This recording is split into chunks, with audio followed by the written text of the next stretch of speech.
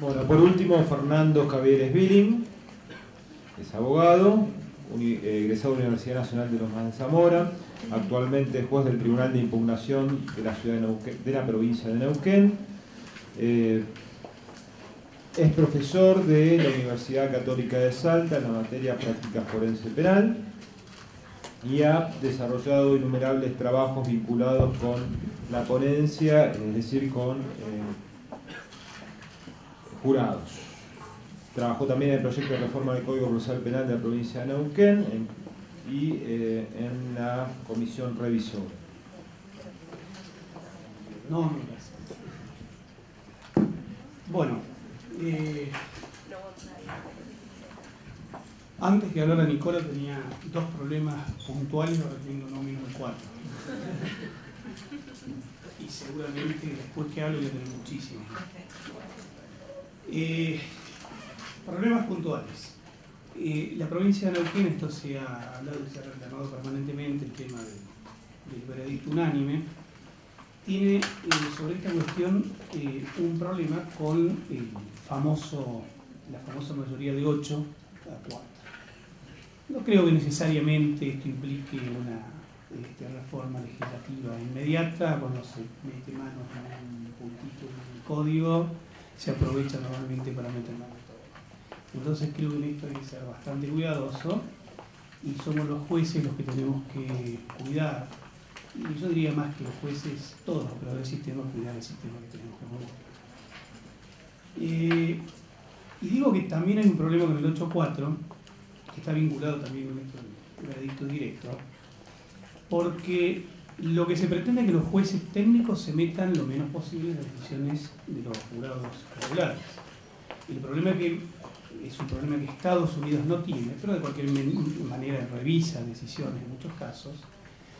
El problema básico es que nuestro país ha firmado convenciones internacionales que tienen nivel o estándar constitucional, Pacto Internacional de Derechos Civiles y Políticos, Convención Americana de Derechos Humanos, y que exigen la revisión amplia de la sentencia.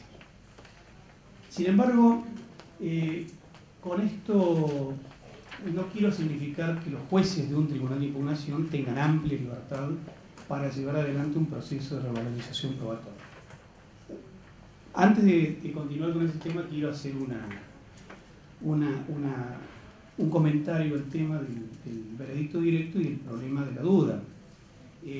La duda razonable, nos comentaba Guillermo, que es difícilmente definible. Yo creo que no es difícilmente definible, es de imposible definición. Si somos 100 personas en esta sala, yo calculo que si hacemos una encuesta no tendríamos forma de llegar ni siquiera a un 20% de posibilidad de que todos estemos de acuerdo, un 20% de acuerdo. Y esto es justamente lo que ha sucedido en los Estados Unidos de América, donde se ha planteado la duda razonable por parte de muchos tribunales en sentidos completamente diferentes. Sobre esto es otro de los puntos que me gustaría hablar a continuación. Pero acá sí noto algún tipo de, no sé si de contradicción, pero quizás sí para ser fuerte con el doctor Nicola y empezar a pelearnos como siempre hacemos, que mientras por un lado reclamamos que los jueces técnicos no se metan en las decisiones de los jurados populares, reclamamos también la aplicación esta del veredicto directo, donde luego que un jurado estaba en condiciones de tomar una decisión, le pedimos a un juez técnico que le diga: no, mire, le agradecemos, pero no queremos la decisión que ustedes van a tomar. Yo creo que una vez que un jurado ya está constituido, las decisiones del jurado no debería pasar por los jueces técnicos, sin mal interpretado el planteo de Guillermo. El problema de la revisión, yo creo que también pasa por esto. Yo pensé que iba a tener más tiempo para poder desarrollar esta idea, pero el objetivo es lograr instalar una conjetura básica más allá de toda duda razonable, y es que los veredictos de condena son ampliamente impugnables. Y la idea es que al final señalar justamente una hipótesis que es posible, pero que esto depende de la solución de un problema básico, es cómo se construye un estándar probatorio más o menos objetivo. Digo más o menos objetivo porque hablando de conocimiento humano, la objetividad no existe. Y esto debe generar las condiciones de posibilidad de una revisión amplia. Y esto no solamente tarea de los jueces, sino también que es tarea de los abogados litigantes. Por eso, en principio, yo digo que la revisión del veredicto tendría que desaparecer. No digo debería. En el plano normativo ya dije que estamos obligados justamente desde el punto de vista convencional. Pero la construcción del estándar de la duda razonable debería ser de tal calidad que permita deliberaciones sustanciosas por parte de los 12 miembros de ese jurado que realmente transformen por la calidad de la decisión basada en pruebas en inamovible esa decisión por parte de cualquier tribunal. Y acá también quiero señalar, a veces se dan algunas confusiones que son el plano en el que yo pretendo plantear esta cuestión, que es el plano eminentemente epistemológico y no es el plano político ni el plano constitucional de representación popular. En este sentido, inclusive hasta podríamos decir, y quédense tranquilos los juradistas porque estoy de acuerdo con los jurados, pero si construyéramos un buen estándar de prueba, quien toma una decisión, en realidad, sea jueces técnicos o jurados populares, no tendría mayor importancia. Lo importante es cómo se toma una decisión, cómo se construye un estándar de prueba y cómo se puede controlar el cumplimiento de un estándar de prueba.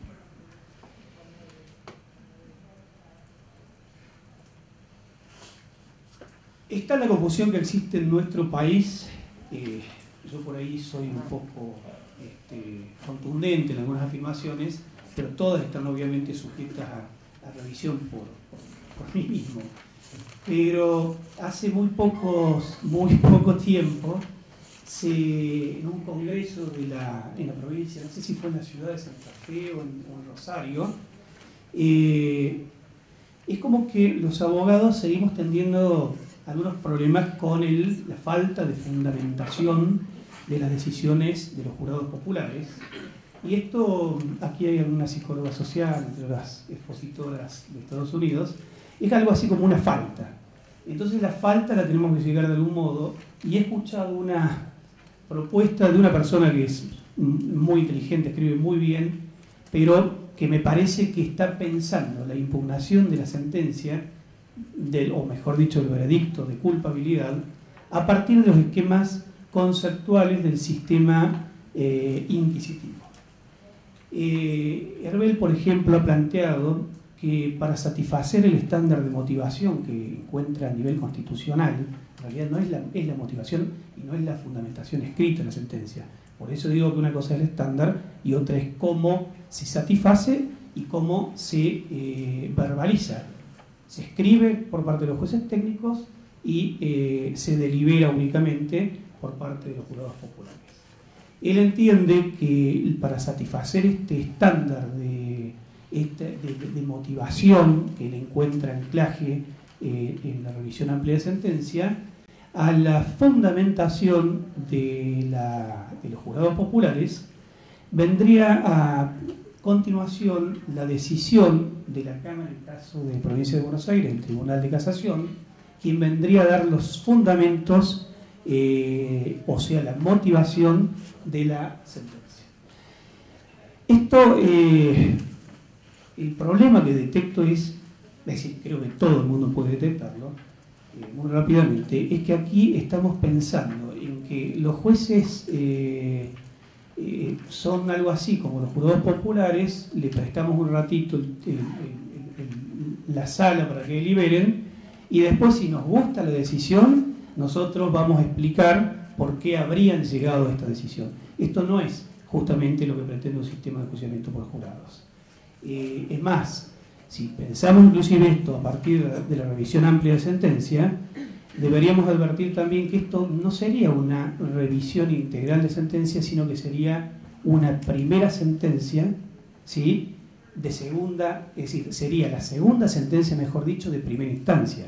Hay un veredicto popular y hay jueces que valoran íntegramente la prueba para, a partir de esa valoración, llevar adelante todo el proceso de contrastación de pruebas, las inferencias probatorias, etc. Es decir, que hasta desde el punto de vista de la revisión amplia de la sentencia nos quedamos cortos porque necesitamos otro tribunal que venga a revisar las decisiones de quienes dictaron la sentencia, o mejor dicho, la primera sentencia. Lo que el estándar de la revisión amplia de sentencia en realidad requiere, y aquí empiezan las confusiones, no es el dictado de una nueva sentencia por un tribunal de impugnación, y acá es donde hemos detectado las grandes fallas en los litigantes, que se pretende que el tribunal de impugnación revise la totalidad de la prueba, realice nuevas inferencias probatorias, que partamos inclusive de hechos que ni siquiera pudieron tener ellos por acreditado hechos bases para realizar inferencias probatorias a través de las técnicas del contraexamen. Lo que ha traído, me parece que bastante confusiones, es este concepto de la sentencia de segunda instancia integradora, que creo que Pastor jamás quiso decir lo que se le hace decir. Esta sentencia integradora, supuestamente de segunda instancia, inclusive en la provincia de Neuquén, ha dado, tiene algún anclaje normativo en el artículo 243, cuando prevé que los tribunales de impugnación deben producir prueba a pedido de las partes, y esto no se encuentra ni siquiera regulado. Hay una norma que expresamente dice que está la posibilidad de producir prueba, pero no se dice exactamente en qué casos puntuales podría suceder una cosa así. Esto también obedece, y yo creo que Julio Mayer estaría horrorizado por la práctica la que ha generado este defecto normativo, y es que se han dado situaciones bastante curiosas donde se ofrecen nuevos testigos, testigos que existía la posibilidad de que declararan previamente en el juicio, cuando en realidad esto de la prueba en la impugnación era nada más que tratar de fusionar a partir del fallo Casal, que también es un fallo viejo para nuestro sistema, fusionar la revisión amplia de sentencia con el viejo recurso que está vigente todavía, de la revisión ante decisiones injustas por la aparición de nuevas pruebas que evidentemente demostraban la inocencia del imputado. Entonces, lo primero que debería quedar claro es esto: la revisión amplia de sentencia no es más que dos veces culpable, es decir, que el tribunal de impugnación lo único que tiene que hacer es controlar la legalidad del procedimiento, la legalidad del juicio, y que la decisión haya satisfecho el estándar de la duda razonable. ¿Cómo estamos? Bien. Estamos ahí está. Y decía que en la Argentina tenemos algo, que somos bastante apasionados. Pasamos de varios proyectos que Neuquén viene discutiendo, esto creo que es del año 2001, donde en su momento logramos instalar la idea de que una cuestión central, esencial de los sistemas procesales, es la adecuada regulación de la acción penal, y teníamos limitaciones de orden constitucional de acuerdo a la doctrina consolidada en la República Argentina. Esto fue trabajado en Neuquén, lo trabajamos desde el punto de vista histórico, el doctor Pandolfi hizo soporte desde el punto de vista dogmático y constitucional, y creo que también. Yo les robé a ustedes. Y el doctor nos robó, a veces nos pelea, a veces nos roba acá. No, sí que sí.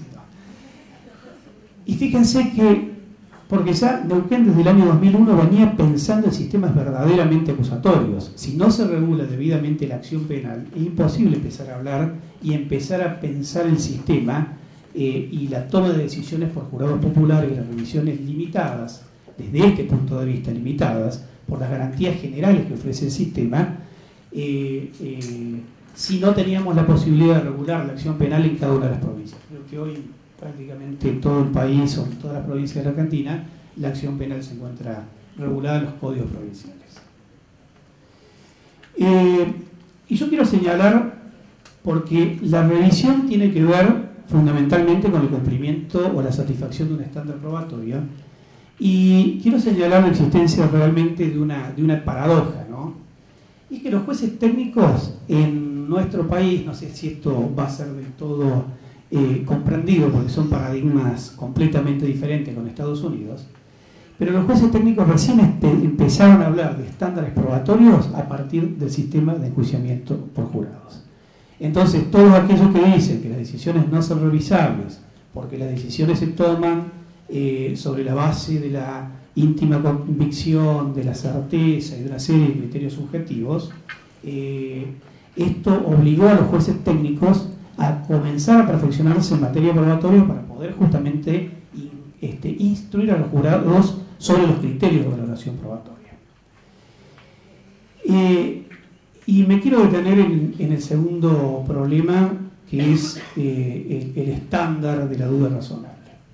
Creo que si bien el estándar de la duda razonable no es definible y no creo que sea conveniente definir, porque cada vez que se ha definido se ha volcado la definición hacia criterios eminentemente subjetivos, vinculados con la certeza, vinculados con la íntima convicción, y el estándar en realidad debe ser algo más o menos objetivo. Sino, es decir, el ideal es que un estándar probatorio sea algo objetivo. Y algo objetivo es explicar analíticamente, pero no definir, desde la prueba, desde la evidencia, cómo los jurados populares deberían valorar las pruebas. ¿Qué quiero decir con esto? Cada juicio es un mundo, cada juicio es una prueba de determinado tipo, cada juicio es la complejidad de una cantidad de pruebas. Por eso yo creo que el papel central y protagónico para la construcción del estándar de la duda razonable la juegan las instrucciones de los jurados. En Estados Unidos, hasta el año 1959, existió justamente un estándar bastante consolidado a través de las explicaciones de los criterios de valoración probatoria. No sé si está el doctor Dorman acá, pero California es uno de los estados que todavía conserva la posibilidad de instruir a los jurados en la prueba indirecta, la prueba circunstancial, o lo que nosotros denominamos presunciones o indicios. Otra forma de lograr que los jurados populares satisfagan el estándar de duda razonable es a través de explicarle los criterios de valoración, por ejemplo, en materia pericial, en la prueba científica, cuáles son los criterios para contrastar cuando existe más de una prueba científica presentada por los acusadores y los defensores, si, por ejemplo, se han respetado los criterios de actuación de los peritos en esa disciplina, los protocolos de actuación, etc. Es decir, la duda razonable ha dejado de ser, en cierto modo, un criterio más o menos objetivo a través de las conceptualizaciones a las que hacía referencia Nicora, y esas conceptualizaciones terminaron destruyendo, en cierto modo, en algunos estados, en algunos fallos, justamente el estándar de la duda razonable, a punto tal que hay autores que han llegado a preguntarse si es razonable la duda razonable. Esto de, por ejemplo, que señalaba Nicora muy brevemente, porque no me queda mucho tiempo, esto de decirle a los jurados cómo toman las decisiones cotidianas, cómo deciden las cuestiones importantes de su vida, hasta llegar a decir no hay que definir la duda razonable porque es un concepto autoevidente.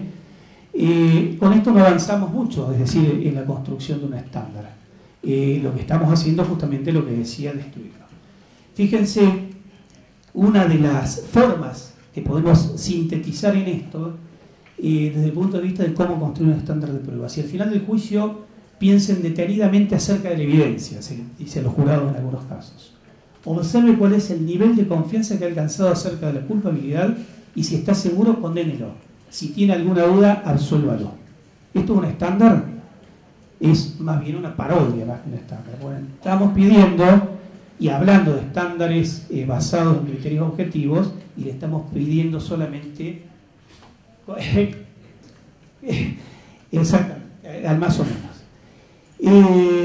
Esto sería algo para ejemplificar, ¿no? Como cuando cada vez que estamos hablando de una disciplina, por eso digo que este es el plano epistemológico, la dimensión epistemológica del proceso, a un médico, un investigador, un científico, está autorizado a probar que algo está probado cuando, a decir o considerar que algo está probando a partir de qué momento, a partir de la relación entre las pruebas que justifican la aceptación de la conclusión, el veredicto como probado. Es decir, tenemos un alto grado de confianza, tenemos una prueba, y esto es exactamente al revés. Solo tenemos una prueba, y solo cuando tenemos prueba suficiente podemos llegar a tener ese alto grado de probabilidad y en todo caso encontrarnos íntimamente convencidos de la decisión. Fíjense que esto que yo lo planteo desde el punto de vista epistemológico, entiendo que el estándar se construye a través de las instrucciones, creo que es nuestro país sobre esto debe trabajar, tomar el modelo de Estados Unidos, pero discutir justamente sobre lo que en Estados Unidos se discute. Es muy gracioso esto de hablar de probabilidades, a mí me parece por lo menos, numéricas y no probabilidades lógicas. Las probabilidades numéricas están dadas, por ejemplo, supongamos que en esta sala somos 100 personas y rifamos algo. Rifamos al doctor Nicora.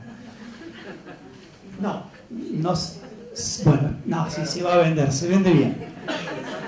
Yo compro, porque en realidad lo aprecio tanto, supongamos que somos 100 personas y yo compro 90 números y yo puedo asegurar que tengo muchísima probabilidad, pero muchísima probabilidad, un 90, un 95, si compro 950 rifas, de que voy a ganar la rifa y me voy a llevar a Nicora a mi casa.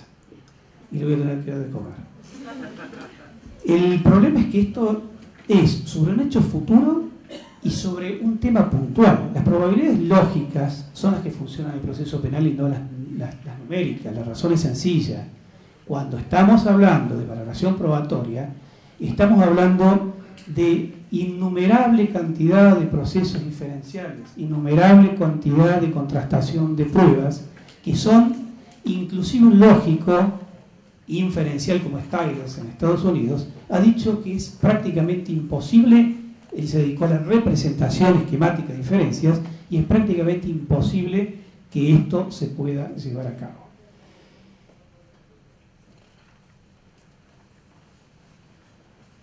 Por eso, ya estoy en tiempo, un solo ejemplo más. Hablar de subjetividad, hablar de íntima convicción solamente y no de prueba que nos pueda convencer de determinada cosa, es más o menos como pedirle a un matemático o decirle a un matemático que si está convencido de su teorema es porque tiene una prueba del teorema. Es exactamente al revés. Solo cuando nos pueda demostrar justamente su teorema, va a tener una prueba de su teorema. O es Dr. House, creo que todos lo hemos visto, es más o menos como el Dr. House, que es un médico que es muy intuitivo, y es tan intuitivo que a veces abre un cuerpo para operar sin antes tener las pruebas clínicas que le indiquen la dolencia. Es decir, un médico nunca va a llevar adelante una operación por estar íntimamente convencido, sino que lo que va a hacer es recabar los análisis clínicos que le den las pruebas suficientes para poder justamente llevar a la operación. De lo contrario, creo que estaríamos con muchísimos juicios de mala praxis. Tienen un juicio justamente sobre con Dr. House, Dr.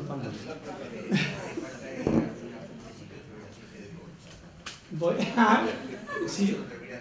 Bueno, ahí tenemos el aceite de colza, el famoso caso de España, donde justamente se trabajó sobre los criterios de validez científica y bueno, tribunales técnicos que además se transformaron en los famosos supraperitos.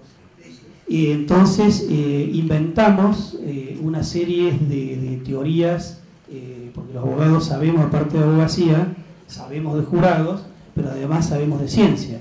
Entonces logramos también esto es interesante, porque encontramos las relaciones causales que existen entre, que la ciencia aún no había determinado, entre un veneno y las dolencias de miles de personas, inclusive la muerte de miles de personas. Pero como los abogados tenemos tan claras justamente estas cuestiones que los epistemólogos o quienes se dedican a la epidemiología no han logrado determinar, nosotros podemos determinar aparentemente porque la íntima convicción nos dijo que en ese caso esa sustancia contaminante mató a una cantidad de gente. Me gustaría haber tenido la posibilidad de ampliar desde el punto de vista de la impugnación. El Tribunal Superior de Justicia ha dicho algo bastante interesante en el fallo Méndez, donde señala justamente la necesidad, es decir, porque se realizaron algunas citas de otros tribunales, de otros países, y el Tribunal Superior de Justicia muy bien dijo que en realidad el juicio del procurador, obviamente que es constitucional, bienvenidos juicios procurados, pero debemos adaptar justamente el juicio procurador a nuestro sistema normativo. Y nuestro sistema normativo contempla aún las convenciones internacionales a las que Estados Unidos no está suscrito. Y un último tema, no quiero olvidarme de los invitados extranjeros, pero en el caso de John Gastil, si uno ve, de paso le presento el libro, o ya lo hiciste, Harfuch. ¿Presentaste ya el libro? Sí, sí. Ah, entonces no. Pero bueno, no importa, entonces hablemos del contenido. Saben un montón. En el gráfico 5.4, recomiendo que lo lean, cuando Gastil está hablando del proceso deliberativo, está hablando de un proceso deliberativo basado fundamentalmente en la evidencia. Cita inclusive a Diamond y de esta forma tiro argumentos de autoridad para que después no me contesten, porque son ellos mismos. Y en el mismo sentido lo hace Valerie Hans, porque las investigaciones empíricas hacen muchísimo hincapié en el momento en que los jurados populares toman una decisión. Si un jurado popular toma una decisión y esa decisión, por ejemplo, es inconmovible, luego de la presentación del caso por parte de la Fiscalía, estamos en un problema porque estamos hablando de la función eminentemente persuasiva de los alegatos y nos estamos olvidando de las pruebas. Lo importante es que el jurado popular pueda hacer que le crea a esa promesa que formula el fiscal en esa presentación del caso, pero lo que el jurado popular tiene que saber es cómo o cuáles son los criterios para evaluar la prueba durante el transcurso del juicio. Obviamente que el conocimiento uno se va convenciendo a partir de la prueba durante el transcurso del debate, y lo deseable sería que un jurado popular esté más o menos convencido luego de haber escuchado toda la prueba y que termine completamente convencido en el momento en que se lleva adelante este proceso deliberativo, que lo que tenemos justamente que generar es un proceso deliberativo bajo las mejores condiciones. Es decir, que todas las personas que integran ese jurado tengan la posibilidad de hablar, de dar su punto de vista, de explicarse, porque la duda razonable no es otra cosa que esto, es una duda, como señalaba Nicora, una duda razonada. Bueno, se me acabó el tiempo, dejamos entonces esto para el siguiente.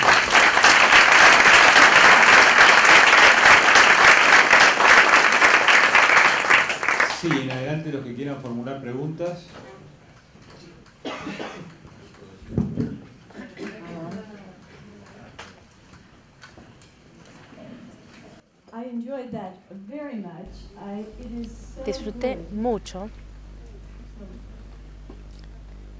Disfruté mucho la presentación y es hermoso escuchar un debate tan profundo sobre estos temas tan importantes. Me interesó sobremanera el contraste entre lo subjetivo y lo objetivo, que es algo que nos preocupa mucho. Pero sonaba como si se tratara de dos categorías, como si hubiera una o la otra. Y algunas de las cosas en las que trabajamos cuando hay que definir o a la hora de definir la duda razonable es cómo alejarnos de lo que es totalmente subjetivo, como la certeza moral, por ejemplo.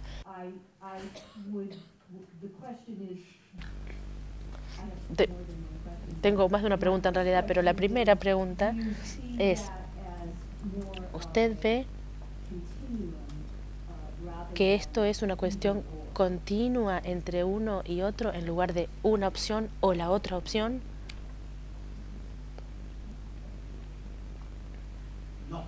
yo lo que planteo es, quizás no he sido lo suficientemente claro en este sentido. Yo no creo que sea un contraste, yo lo que creo es que lo deseable es que un jurado popular termine íntimamente convencido, pero ese convencimiento, digo, debe partir justamente de un adecuado análisis de la evidencia. En este sentido es que lo planteo, no creo que sea un contraste. Yo no estoy muy seguro si son dos entidades distintas o si hay un continuo. Me parece que cuando se trata de definir el estándar, se unen componentes objetivos y subjetivos. Por ejemplo, la definición de Byron, que me gustó mucho, esto de una duda sobre la cual uno pueda dar una razón. Me parece que esto es bien objetivo, esto no es subjetivo. El problema es que cuando nos pongamos a analizar si eso que vos me decís que es una razón, para mí no es una razón. Vos decís, tengo esta duda y mi razón para dudar es esta, y yo descalifico tu razón porque digo, eso es prejuicio. Y ahí nos pasamos rápidamente una aproximación objetiva, la transformamos en una cuestión muy subjetiva. ¿Qué considero yo razonable? ¿Y qué consideras vos, ella o él razonable?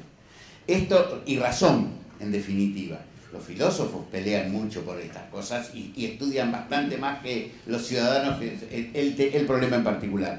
A mí la gran duda que me quedó cuando estudié este tema para esta charla es si realmente podemos aspirar a controlar la razonabilidad de la duda del jurado o si debemos trabajar dándole herramientas al jurado para que se autocontrole la razonabilidad de su deliberación y de su decisión.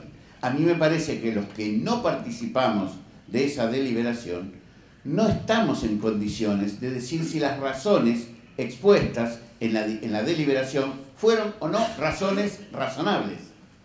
Pero sí podemos, y ese es el trabajo de la instrucción y de tratar de objetivizar el estándar, sí podemos darle herramientas para que ellos se controlen a sí mismos. Yo no sé si esto es objetivo o subjetivo. Exactly. So, Sí, claro, so the other exactamente. part of this Entonces la otra is parte the de esta question contracara about appellate es review. la cuestión And sobre so la revisión en segunda one instancia. of the ways to Una review de las a formas jury de verdict revisar un in the veredicto United de un States jurado en Estados Unidos is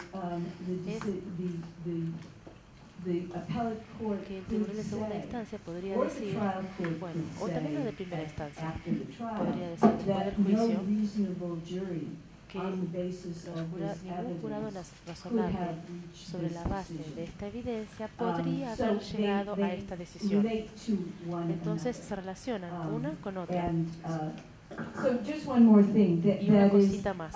we just rewrote the Nosotros jury reescribimos instructions las for the instrucciones Seventh al jurado Circuit para el in, circuito del in séptimo federal circuito courts in en los Chicago. tribunales federales de And one of the Chicago. things that Y we uno de added los elementos que was agregamos that fue there's a que presumption hay of una innocence presunción de that inocencia must stay que with you debe permanecer throughout con your usted deliberations durante until toda the la very end, deliberación hasta el final, you are convinced hasta que usted beyond a reasonable tenga la doubt, convicción, más allá de una duda that razonable, the defendant de is que el guilty. acusado es culpable. Unfortunately, the Desafortunadamente, Seventh el Circuit séptimo refuses circuito to give a rechaza o se definition rehúsa for a dar reasonable doubt. una definición de So you duda are way razonable. ahead. Entonces ustedes están mucho más adelantados que nosotros. Una sola cosita que inclusive es cierto en algún sentido esta ventaja comparativa que tenemos para después no sé qué haremos con esto, no sé si se va a salir bien o mal, pero la ventaja comparativa también está en que, por ejemplo, hoy tenemos la posibilidad de suscribir un convenio con la doctora, con Valerie Hans y la Universidad de Cornell para llevar adelante, creo que también participaría Diamond, llevar adelante un proceso, una investigación vinculada con la toma de decisiones de los jurados. Y quizás si hiciéramos hincapié en esta investigación, en ver en qué basan sus decisiones, sobre esto ya han trabajado, y cuánto basan sus decisiones en la prueba, cuánto basan sus decisiones en los interrogatorios, en las presentaciones de los casos, etc.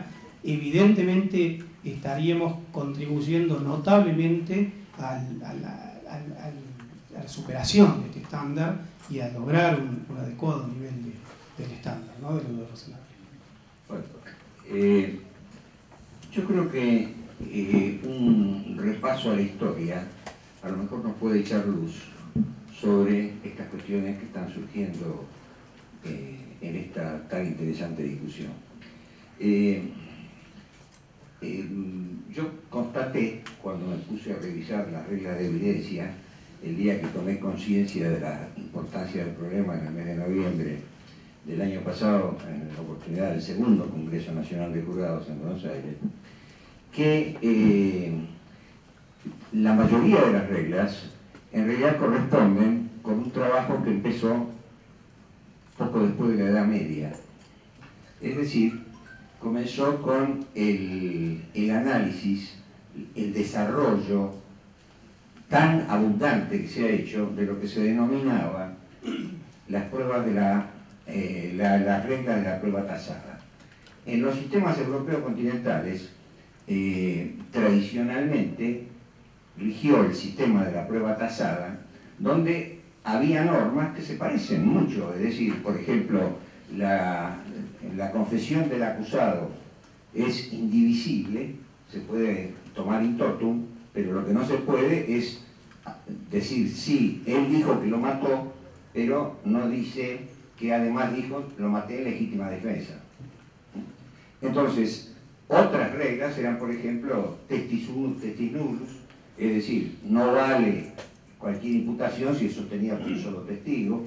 Y entonces, en el sistema europeo continental, la cosa evolucionó para suprimir la prueba tasada, lo cual yo creo que constituye un grave error. Es más, en nuestro país tenemos una anécdota muy significativa.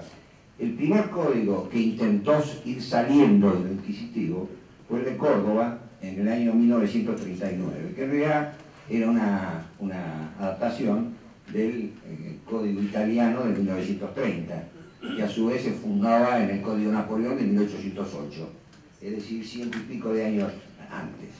En ese momento, digamos, se discutía cuál era el sistema de la prueba para apreciación, para sacar del medio la prueba tasada. Y inventamos palabras, porque hablamos de la sana crítica racional o de las libres convicciones, sobre lo cual se discutieron, digamos, largamente sobre los nombres. Pero en realidad, como lo dijo el mismo escritor del Código de Córdoba, que básicamente fue Vélez Mariconde, Alfredo Vélez Mariconde, esas reglas de la prueba tasada son la acumulación, dijo él en aquel momento, de cerca de 700 años, o 800 años decía, de experiencia judicial sobre cómo funcionan los procesos penales, por lo cual no debemos abandonarlas. Estas reglas tienen que seguir depurándose porque significan aproximaciones a la famosa vinculación con lo objetivo y lo subjetivo. Entonces, en esa dirección, nosotros llegamos a crear una categoría de apreciación de la prueba en materia penal que en realidad no existe, que es la sana crítica racional, que es nada más que un bello nombre para disimular el hecho de que los jueces profesionales que lo aplicaban utilizaban exactamente el mismo método intuitivo que tienen los jurados para producir sus decisiones. O sea, no variaba nada más que el nombre, pero en realidad los jueces hacían de jurados y en algunas oportunidades, como en el caso de la reforma toscana de 1838, diciéndolo con todas las palabras, los jueces no tenían que fundar las decisiones. Es más, se prohibía que se conocieran los fundamentos de las decisiones, porque eso otorgaba, mejor dicho, producía cavilaciones a los litigantes, decía el decreto que lo prohibía. Entonces, yo creo que la cuestión está en que esto de la importancia de la definición de la prueba razonable, yo tengo mis dudas de que realmente eso sea decisivo para poder, digamos, establecer reglas que mucho más claras en las reglas de evidencia te van acercando, digamos, al objetivo del descubrimiento de la verdad, porque así como digamos, la teoría... Es la pregunta más larga que escuché en mi vida. Pero no es la más larga que le escuché a Pandolfi. Yo no pensaba hacerte ninguna pregunta. Escúchame, lo que pensaba era criticarte una cosa que dijiste del texto del código. Eso quería. Bueno, del texto del código, Fernando, así cambiamos la... Sí, pero la prueba... bueno, es muy largo el debate, pero esta visión, ojo con el tema de la prueba tasada, porque por más avance y vuelta que le demos al asunto, esto es indicarle a los jurados cómo tienen que decir. Al jurado popular hay que darle criterios de valoración, pero no decirle valores de este modo. No, pero escúchame, yo quería sacarte del tema. Se aplica con mucha flexibilidad en la regla de evidencia, como lo dijeron todos los Oscar, perdóname, pero la lógica de la prueba tasada, la lógica de las reglas de las pruebas legales, era que al juez había que ponerle algún mecanismo de control, que es lo mismo que se intentó hacer con el nombre de sana crítica racional, pero porque estamos hablando de un aparato estatal que necesita legitimación. Cuando estamos hablando de la voluntad, la decisión del pueblo constituido en jurado, no necesita legitimación porque está legitimado porque es el pueblo constituido en jurado. Entonces, lo que hacemos es darle, a través de las instrucciones y la definición del estándar de duda razonable, creo yo, Oscar, es mi opinión, le estamos dando herramientas a los ciudadanos para que ellos se autorregulen y no permitan que uno les venda al otro gato por liebre. Sí. No obstante lo cual, vos vas a ver que la subsistencia de las reglas de evidencia indican con bastante claridad lo contrario en cuanto a los marcos que da, y lo fundamental es que los marcos tienen que ser objetivos. Un sistema de prueba, un criterio de prueba que sea objetivo, da confianza, y lo adopten los tribunales profesionales o los de jurados, van a ser confiables en generar las decisiones. Si nos quedamos con las palabras de la duda razonable, no vamos a ninguna parte, porque realmente es un sistema, ojo, ha funcionado mucho mejor que lo nuestro, ¿no? Durante muchos años, pero te quiero decir, no es lo que se busca. Y lo único que quiero comentar es, Billy, el código dice, escúchame, el código dice que se puede hacer prueba. Si vos lees las conclusiones del Congreso Nacional de Derecho Procesal, el 24º del año 2007, vas a encontrar por qué. Yo después te voy a contar a vos, pero vas a encontrar por qué. Lo discutimos por el sector cesado ahí. Sí, por supuesto, pero él no estaba. ¿Alguna pregunta?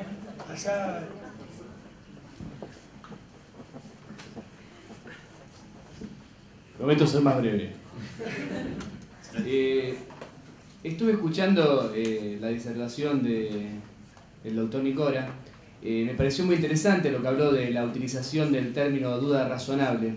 A nosotros nos pasa algo parecido, pues el término duda razonable no lo utilizamos tanto. Nosotros hablamos de la presunción de inocencia, o mal llamada presunción de inocencia. Y el tema del uso coloquial lleva a veces a confusiones. Por eso es que muchos autores ahora ya no usan la garantía, no la llaman presunción, sino la llaman principio o estado de inocencia, para evitar que se confunda con el uso coloquial. Muchas veces la gente te dice, pero ¿cómo lo tengo que presumir inocente? ¿El fiscal que lo está acusando que lo presume inocente? No, obviamente que no. El juez que le habilita determinada cuestión no lo presume inocente en el sentido coloquial. Estamos hablando de una situación. Por eso es a veces interesante explicar el alcance de las palabras. Me pareció muy interesante en eso. Ahora, la pregunta que me queda, ahí el doctor Nicora hablaba del tema del veredicto directo, y habló por otro lado de la nulificación judicial que se utiliza en algunos códigos. Yo coincido con el doctor Sbilin en que a mí me hace demasiado ruido, eso no me parece correcto, Y la pregunta sería concretamente si no le parece que ya es suficiente con todos los filtros anteriores que tuvo, donde se evaluó un mérito incriminatorio para llegar hasta ahí. De hecho, el control de acusación evalúa un mérito incriminatorio. Si no hay un mérito incriminatorio, no llegamos al juicio, no se abre el juicio siquiera. Y ya que está, le voy a hacer otra pregunta a Sbilin, después me la... el tema, el doctor Sbilin decía que a él le parecía que el juicio del jurado, el veredicto del jurado, no debía ser revisado. No debía ser revisado en sentido material. Decía que los pactos, hablaba de todo esto, que los pactos nos obligan a hacer esto. Y a mí me surgió la pregunta, nunca me la había hecho esta pregunta, pero me surgió a raíz de lo que dice. ¿Y no podría ser revisado por otro jurado? Porque sería una opción. Me lo pregunto, no sé, el doctor Sbilin no sé cuál es la opinión. Y con respecto a lo que también el doctor Sbilin preguntaba de la falta de fundamentación, le pregunto si él no cree que de alguna manera las instrucciones que se le dan a los jurados reemplazan a esa fundamentación que nosotros teníamos tradicionalmente en los juicios técnicos. Bueno, brevemente, porque así voy a ver si dejamos espacio para alguna pregunta más, y muchas gracias, muy interesante pregunta, me permite aclarar algo que no dije con claridad. Cuando yo hablo de veredicto directo como algo para pensar para los años venideros, no digo que tengamos que, hoy coincido lo que dijo Fernando, que no hay que tocarlo, este código por un par de años por lo menos, por lo menos, aumenté, hace un rato dije uno. Pero lo que quiero decir es esto, si nosotros consideramos que el jurado no tuvo ante sí ninguna cantidad razonable y lógica mínima de evidencia como para condenar, ¿por qué le hacemos perder el tiempo deliberando? Si somos tan piolas para saberlo, porque podemos saberlo, digámoslo al principio y no perdamos el tiempo, y no deslegitimemos. Este es mi voto por el veredicto directo. O sea, si es tan claro que no alcanzó el estándar de duda razonable, el estándar de duda razonable no es una cuestión probatoria, es un corte jurídico que se da de acuerdo a si hay o no donde apoyar con un mínimo de razonabilidad una persona que razona normalmente puede encontrar fundamento. Ninguno de los 7 testigos que trajo la Fiscalía dijo conocerlo al acusado ni haberlo visto en el lugar de los hechos. ¿Se lo puede condenar? No, porque nadie aportó nada de su autoría. Entonces, si yo tengo esa insuficiencia probatoria, estoy hablando de groseras insuficiencias probatoria, no necesito y no debo mandar a deliberar a un jurado que no tiene forma de dar otro veredicto que no sea absolución. Porque yo ya lo sé, porque es tan evidente y tan grosera la insuficiencia probatoria. Esta es la idea. Si no lo sé, si hay un testigo y no sé si creerle o no creerle, eso es problema del jurado y yo no me meto como juez. Ni ahora, porque lo mando a deliberar, ni después cuando lo reviso, porque es problema del jurado si le creo o no le creo al testigo. Y nadie debe revisar la valoración de la prueba que hace el jurado. El estándar probatorio es un corte que se puede conocer habiendo visto la prueba de la Fiscalía, cuando salta a la vista y ofende al sentido común pensar que con eso van a condenar. Y ahí corto, y esos casos, solo esos casos, y en todos los demás es el jurado, que sabe, lo que decía recién acá, qué quiere decir duda razonable, y ellos sabrán cómo regular esa cuestión. Y que tampoco creo que se pueda realizar a posteriori, sí las decisiones jurídicas, no las decisiones del jurado. Bien, la verdad cuando expuso por primera vez yo tenía dudas de la posición, y ahora estoy completamente convencido que no estoy de acuerdo. Si llegamos hasta ese momento no podemos decir, oh, mire, ¿sabe qué? Gracias, váyanse a su casa. Me parece casi irrespetuoso y creo que esto no colabora justamente a la participación de la ciudadanía en la administración de justicia. Me da la impresión que está bien, sí, pero el sistema no es solo un problema de fiscales o de jueces. Estamos hablando desde el punto de vista político y la necesidad de la participación popular en la administración de justicia. Entonces nos dicen, no, piden... No. Me parece que hay una diferencia entre provincia de Buenos Aires y Neuquén. Claro. En Neuquén jamás pasaría a juicio por jurados una audiencia de control de acusación en el No, estado que acaba de plantear. La audiencia de control no escuchó la prueba, así que no sabe cuántas pruebas. Sí, la escuchó la audiencia de Neuquén. No, pero tenemos un fiscal, por otra parte, que no lleva cualquier cosa a juicio. Si el fiscal lleva cualquier cosa a un juicio... Pero se te sientan, perdón, caso concreto de Cardoso acá en Neuquén, se te sientan los testigos y dicen en la sala de audiencia delante del jurado algo distinto de lo que habían dicho con lo que se tomó la decisión de control de acusación y te cambió el escenario. Y el jurado no puede condenar por lo que dijeron el que leyeron en el control de acusación. Lo que pasó en el juicio fue falta de prueba. Y ahí, digo, no necesariamente estoy tomando posición en Cardoso, pero esta es la hipótesis de la revocación de Cardoso, ¿sí? Si es cierto que los testigos no dieron prueba de autoría, pues entonces no había que pasar a veredicto a Cardoso. Sí, pero ya resolvió el Tribunal Superior y dio vuelta. Porque había otras pruebas independientes en ese tribunal. Bien. ¿Alguien más que quiera pelear con el doctor? Yo hablo de dos niveles de análisis diferentes. Una cosa es el ser y otra es el deber ser. Yo digo, el estándar de la duda razonable debería garantizar decisiones justas y esto haría materialmente imposible la revisión por parte de un tribunal superior. Desde el punto de vista del deber ser, existe excepcionalmente la posibilidad que un veredicto sea contrario a prueba y por ende revisable. Y esto, fíjense que la garantía, y aprovecho para ampliar una pequeña cosita, el tema del problema de la fundamentación. Alberto Binder siempre estuvo hablando de la litigación con las formas y se me ocurrió la alocada idea de que las sentencias fundadas de los jueces técnicos muchas veces también nos permiten la litigación con la forma. ¿Por qué? Porque muchas veces los problemas de falta de fundamentación y de sentencias con fundamentos contradictorios son anulables. Y ustedes me pueden decir, obviamente, que esto es un problema de fondo que es de falta de prueba. Sin embargo, no todos los casos, y me animo a decir que en muchos casos, esas sentencias dictadas por un jurado popular o desde un buen estándar probatorio no serían anulables porque había prueba suficiente para esto. Y les doy el problema inverso. El buen argumentador. Si tenemos a Nicola dictando una sentencia, seguramente tendría la posibilidad de que a través de algún disfraz argumentativo escondamos la insatisfacción del estándar probatorio.